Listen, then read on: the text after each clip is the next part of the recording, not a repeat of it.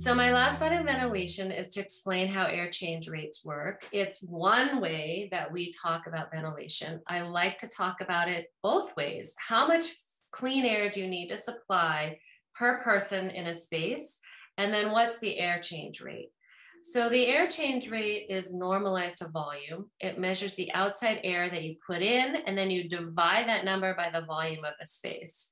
So for example, if you take a classroom that's 1,000 square feet with a 10-foot ceiling, so that's 10,000 cubic feet of air in this space volume, and you provide 6.7 liters per second per person, which is just at that minimum that I explained in the University of Maryland study, then what you end up getting is 3 air changes per hour in this space, because you take the air change rate, you take the volumetric flow rate, and you multiply it by the number of people, divide it by the volume of the space, and you get air changes per hour.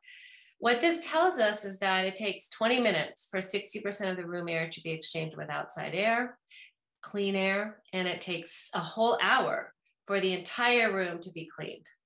Well, in the case of a pandemic, especially in dental offices, people are often in there for 60 minutes or longer, but you do want to make sure that the room is cleaned more quickly than, 20 minutes for some of the air to be cleaned. So a higher air exchange rate is key. Next slide.